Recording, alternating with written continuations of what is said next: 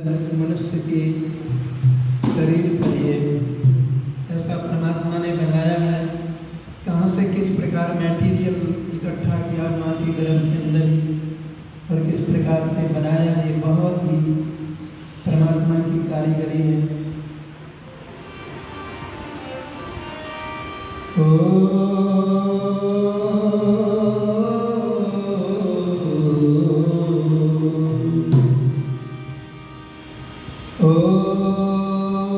ये भूतं च भव्यं च सर्वं यच्चादितिष्ठति स्वर्यस्य च केवलं तस्मै ज्येष्ठाय ब्रह्मणे नमः।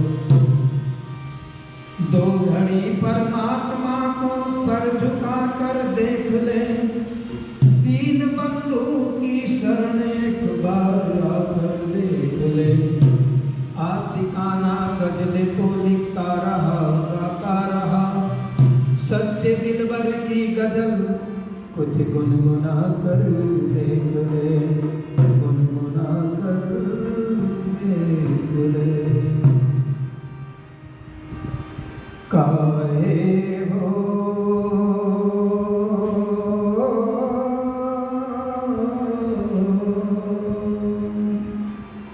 काहे होती उदास मन,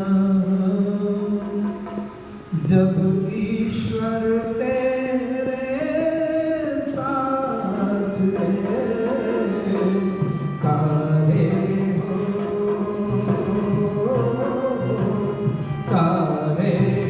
होती उदास मन, जब भगवान तेरे साथ है।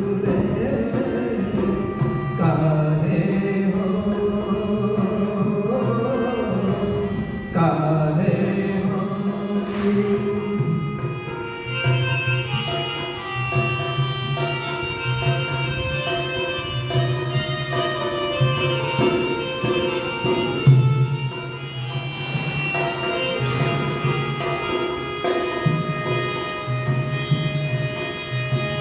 वही करेंगे पार मांगने, तू क्या जाने।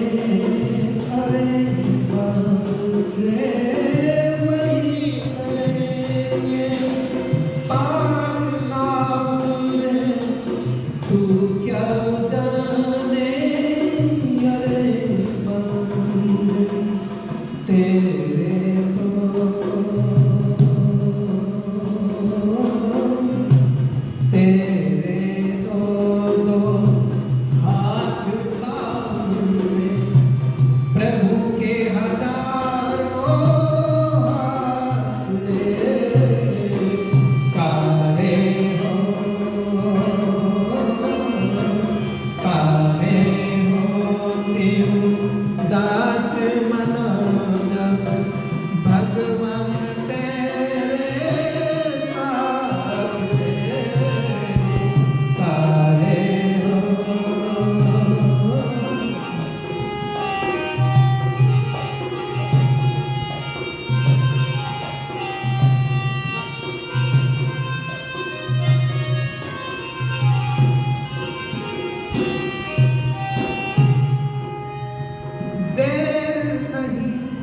अंधेर नहीं है, करता सच्चा न्याय वही है। देर नहीं, हाँ देर नहीं, अंधेर नहीं है, करता सच्चा न्याय वही है। वही एक दिवस कब तेरी करुणा गात रे। काहे होती दास मना, भगवान तेरे साथ रे। काहे होती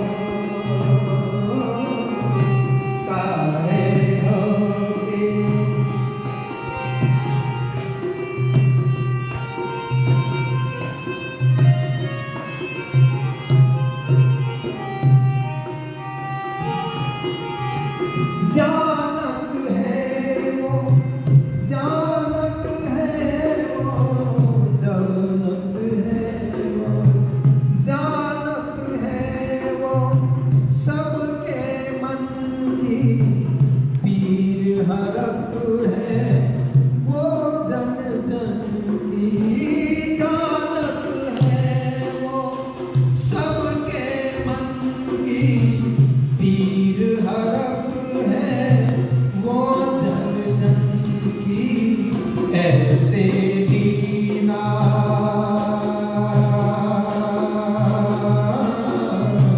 ऐसे दीना नाथ के होते तू कब दीन नाथ रे काले होती दास मना भगवान तेरे काले होती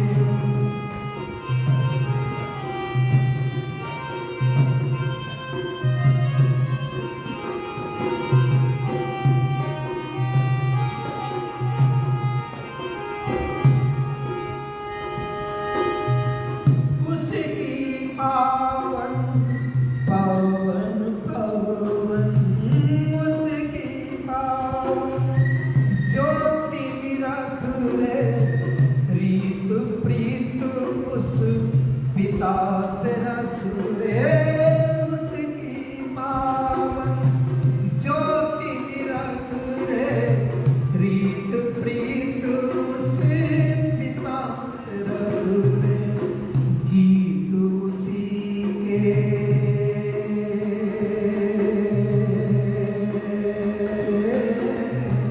गीत उसी के गाने प्रकाश ना झुका कोई को मात रे काले हो कि दास मना ईश्वर तेरे काले हो काले हो काले हो काले हो उदास मन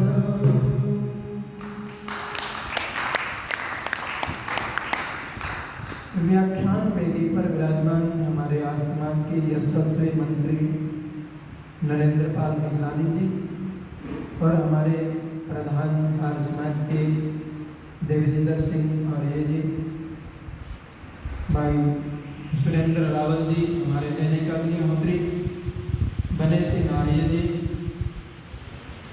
भाई सनी आर्य जी, बहुत ही आसमान को समर्पित जीवन और सिद्धांतों से ओतप्रोत अपने पुत्र के साथ आए हैं और पूरा परिवार दैनिक यज्ञ करता है रोज। ऐसे ही हमारे राजवीर सोनी जी, अभी जिनका उद्बोधन आपने बहुत सुंदर सुना, डॉक्टर रितीश मिश्रा जी, भाई अनुराग आर्य जी, मेरे साथ संगति कर रहे मास्टर जी, हमारे श्रीमती जी और सभी महर्षि दयानंद ब्रह्म विद्यालय के सभी ब्रह्मचारी वृंद।